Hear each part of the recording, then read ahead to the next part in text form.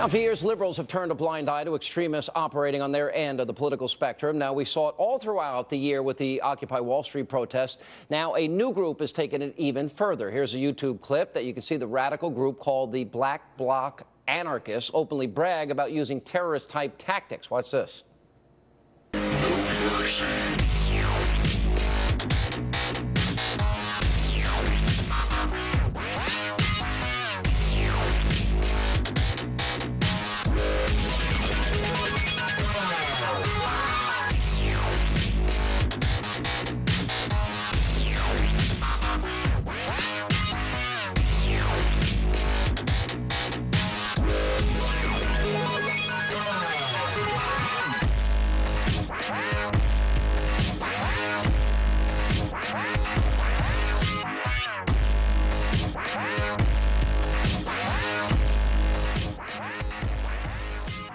Now, what you just saw there is not only frightening, it is also the exact thing that Steve Bannon and Dave Bossie warned us about in their film, Occupy en Masse. Now, the movie brought to light the Occupy movement's anarchist roots and warned what could happen if it spread here in America. Not convinced? Well, how about this? Certain clips of their movie are in the YouTube video that we just showed you.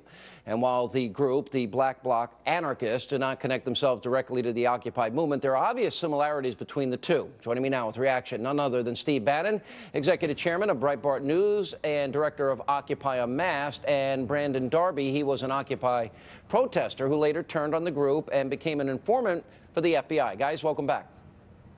Thanks for having us, Sean. Thank you. Brandon, you were inside the movement.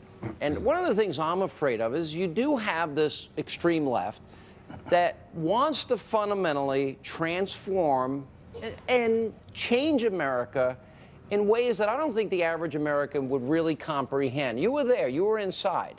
How widespread is the thinking on this? Well, Sean, you have to understand that this video is really a series of videos. There's a series of videos where this same sentiment has been expressed. It happened in the 2008 Republican National Convention. And what I learned working undercover with the FBI was that these groups oftentimes are supported by the moderate left-of-center groups. And they're oftentimes protected by them in the media after they get caught by law enforcement. You know, that's a fascinating thing, Steve, because remember we had the picture of the guy defecating on the police car in New York, Zuccotti Park. I mean, you had a special safety, secure rape tent set up for women because of the rapes that were taking place there. It was a really radical movement. We saw violence in cities across America, attacking anything that represented a financial institution. So there is this real radical element out there. How widespread is it? It's very widespread. I mean, remember, the reason Andrew Breitbart wanted to do this film and the reason Dave Bossie and I decided to do it and have people like Lee Stranahan from Breitbart, who wrote the article that this tape was found in, and also people like Brandon Darby, guys who are radicals who are inside the movement, is that the underpinnings of this movement are confrontational and radical. They're using this video you showed tonight as a recruitment tool. They're proud of it. In fact, the people that should watch that video are not conservatives, but they're liberals. They mock progressives and liberals who are not prepared to take the fight to the police and to institutions. And Black Bloc, by the way, is an integral part of the Occupy movement. We should never buy into that meme that they're separate. These are all one unit. This is just the special forces of the Occupy movement. These guys are dangerous. They're proud of being dangerous. And Sean, in this video, they actually are very proud and brag about taking on the police. This is an inherently violent and dangerous organization. Brandon, let me ask you, because they even say that they want to use military tactics to destroy corporate property. Were you inside meetings where they were plotting, scheming, and planning this sort of behavior?